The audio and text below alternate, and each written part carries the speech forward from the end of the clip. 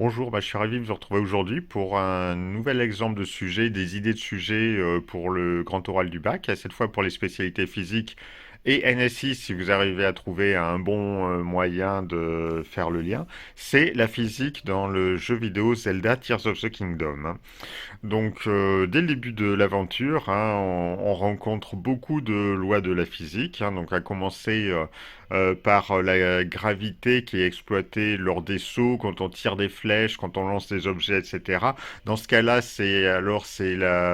simplement la loi de la chute d'un corps avec ou sans vitesse initiale, avec ou sans frottement. Ça, c'est difficile de savoir si les frottements sont pris en compte, mais au moins on voit que voilà, la chute libre d'un corps est bien respectée. Alors, pour rappel, c'est quoi la chute libre? C'est quand un corps n'est soumis à aucune autre force extérieure que le poids. Dans un référentiel galiléen, on obtient alors que son accélération est égale à l'accélération de la pesanteur, petit a égale g.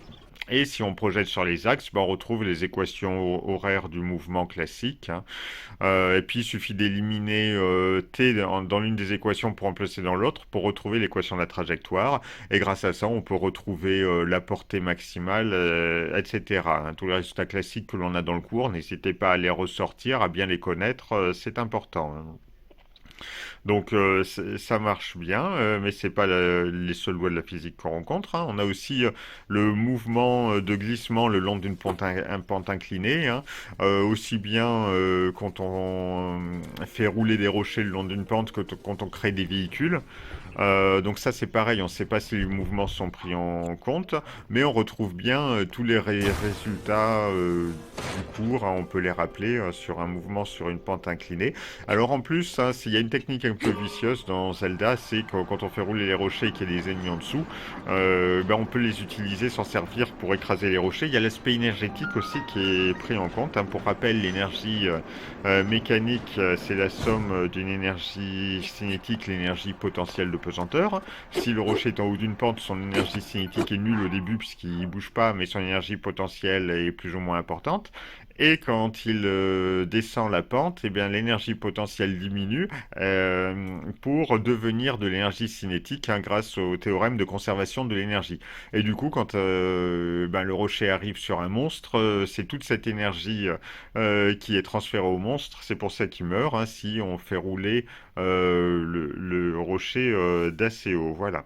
Donc on ne sait pas si les frottements sont pris au compte, mais au moins ça marche, hein. Ça permet d'éliminer les mobs rapidement et c'est quand même de la physique. Après, il y a la tyrolienne. La tyrolienne, alors c'est pareil que le glissement le long d'une pente, mais en plus, il faut que le personnage ne tombe pas quand il est en train de glisser, hein. C'est un peu le principe du téléphérique. Donc pour ça, il y a aussi la notion de couple de rotation. Alors c'est quoi un couple de rotation en fait?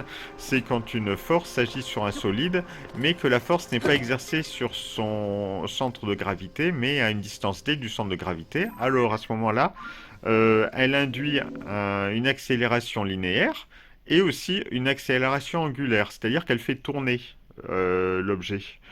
Donc pour ça, bien sûr, il faut que le point d'application, le centre de gravité, le sous-centre de masse soit correctement modélisé. Et ça marche bien. On s'en rend bien compte quand on fait les constructions que si on les fait, si on place les éléments n'importe comment, c'est déséquilibré. Quand on veut y suspendre, ça va pencher d'un côté, ça va pas être bien équilibré. Donc ça marche très bien. C'est pareil quand on fait des bateaux, qu'on les met dans l'eau. Si c'est pas bien équilibré, ça marche bien. Donc il y a bien de la physique derrière qui est plutôt bien respectée, hein.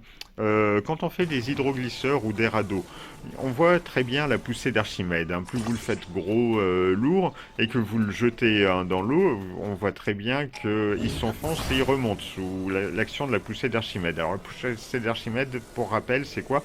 C'est la résultante des forces de pression qui s'exerce sur toutes les faces du solide dès qu'il est émergé. Et du coup, celles sur les côtés s'annulent, hein.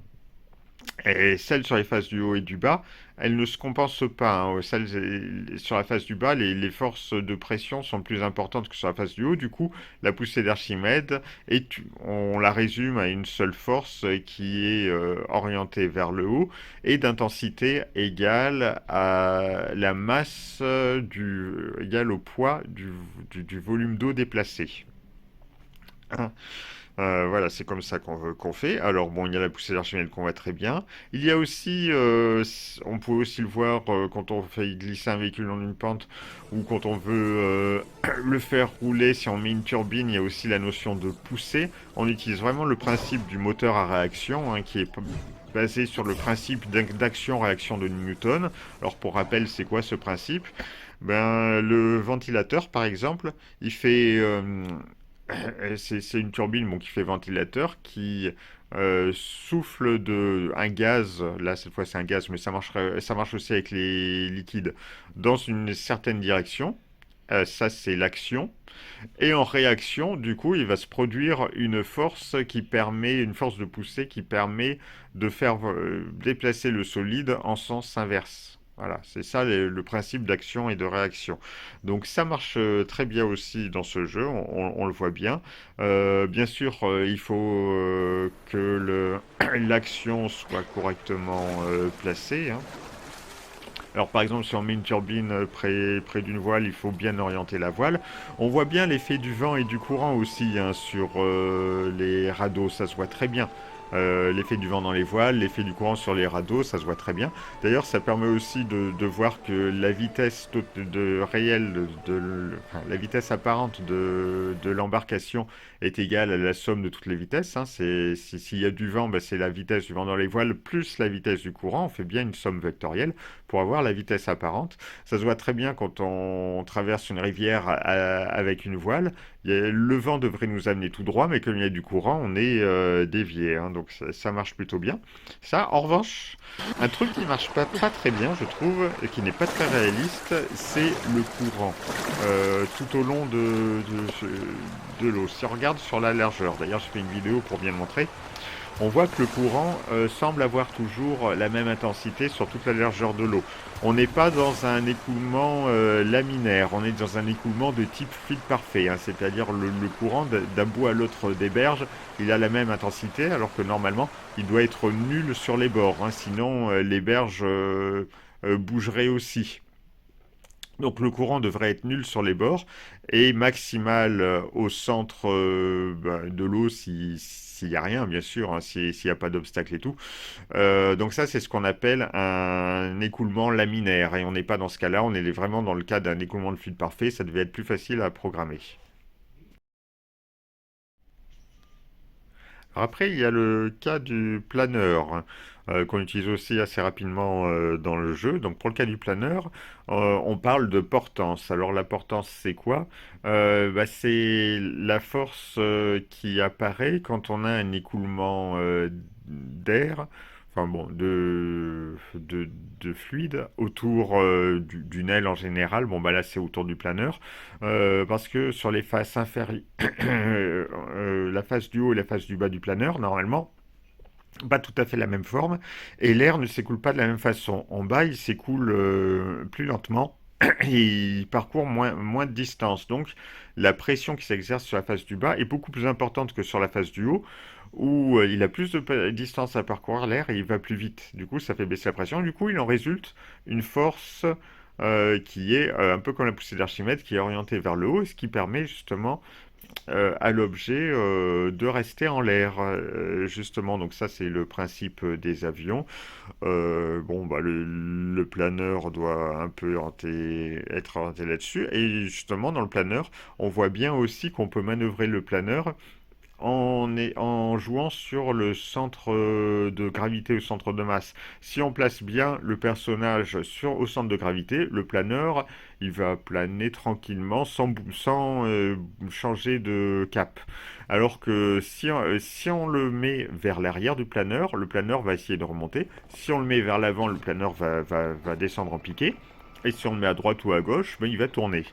Donc ça, c'est assez intuitif et ça marche plutôt bien. C'est bien modélisé, c'est bien représenté, hein, c'est bien de la physique. Après, on ne sait pas l'importance des frottements et s'il y a des frottements ou pas. Ça, on ne peut pas le savoir.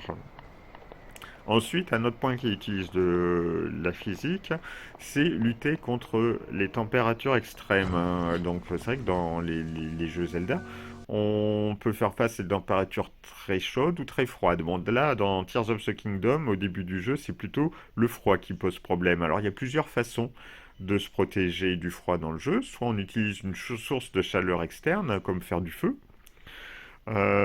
soit on utilise de la nourriture, hein, qui serait plutôt une source de chaleur interne pour réchauffer le corps de l'intérieur, soit on utilise des habits. Alors là, ça serait plutôt le principe de l'isolation, mais malheureusement, on ne peut pas vérifier si les propriétés isolantes sont bien respectées, est-ce qu'il y a vraiment un gros, une bonne, enfin, est-ce que c'est bien réaliste, hein, est-ce que la laine, pour par exemple, si les habits semblent en laine, et s'ils ont bien repris les coefficients d'isolation de la laine, voilà, des trucs comme ça. Ça, on peut pas le vérifier, mais il y a quand même de la physique qui intervient. C'est pas seulement si elle est bien respectée. En revanche, le jeu nous suggère, pour faire du feu, d'utiliser un silex près d'un fagot et de le frapper avec une arme en métal. Ça, c'est vraiment scientifique, hein. Ça, c'est vraiment une méthode qui existe. C'est la méthode de feu qu'on appelle par percussion et qui existe depuis que l'homme a commencé à essayer de faire des outils, hein. Vraiment, depuis le paléolithique, je crois, un truc comme ça. Je vous ai remis un peu les explications détaillées et tout. Donc c'est réel, ça existe bien, c'est bien une méthode qui fonctionne, qui est bien scientifique, qui a bien été prouvée, qui est bien, voilà. Donc il y a quand même beaucoup dès le début du jeu. Il y a quand même beaucoup de physique. Après, c'est vrai que c'est pas tout ce qu'il y a dans le jeu, hein. Dans le jeu, il y a plein d'autres choses. Il y a les montgolfières. Bon, les montgolfières, ça fait de nouveau appel à la portance, à la flottabilité, à la poussée d'Archimède. Voilà. D'ailleurs, pour rappel, on peut reparler de la flottabilité. La flottabilité, c'est quoi? Bah, c'est pareil, c'est quand on immerge un solide dans un fluide, hein, dans un liquide ou un gaz, ça peut marcher aussi pour les montgolfières. Il y a une poussée d'Archimède qui s'exerce et il y a le poids du solide. Et si la poussée d'Archimède est supérieure au poids, le solide remonte, la flottabilité est positive. Si la poussée d'Archimède est égale au poids, bah, c'est ce qu'on appelle nager entre deux eaux. Là, c'est une flottabilité neutre. Et si la poussée d'Archimède est inférieure au poids, ben là, il coule. Voilà. C'est ça, c'est vraiment de la physique. Et après, pour finir, il y a aussi pas mal de petites énigmes où il faut aider quelqu'un à faire tenir un panneau tout droit. Mais il n'est pas équilibré, son panneau il est déséquilibré, et dès qu'il le lâche, il va tomber. Donc le truc, c'est d'arriver à le maintenir en équilibre. Donc là, ça fait appel à la notion d'équilibre stable et instable. Alors c'est quoi la stabilité de l'équilibre, hein? Un équilibre est stable si le solide, dès qu'on le déplace un peu de sa position d'équilibre, il revient à sa position initiale. Mhm. Équilibre instable si dès il déplace un peu, il s'éloigne de la position initiale. Voilà, ça c'est l'équilibre instable. Et c'est lié à la notion de dérivée seconde, hein. Donc si vous voulez faire le lien avec les maths et tout, c'est pas la dérivée première, c'est la dérivée seconde. Si on veut vraiment faire un parallèle avec les mathématiques, c'est un peu pareil, ça ressemble beaucoup à la convexité, hein. La convexité est aussi liée à la dérivée seconde. La stabilité de l'équilibre, ça marche un peu de la même façon, hein. Voilà. Voilà. Donc il y a quand même pas mal d'idées à creuser, hein, pour ce sujet, hein, pour voir comment est exploitée la physique pour nous amuser, pour nous divertir dans un jeu vidéo. C'est un sujet vraiment d'actualité, très preneur. Il y a beaucoup de choses à dire dedans, à mettre dedans. Pas besoin de tout exploiter, hein, juste quelques lois. On peut le faire aussi bien en physique qu'en NSI si on trouve bien le rapport. Donc n'hésitez pas à vous en inspirer. Et puis bonne chance à tous.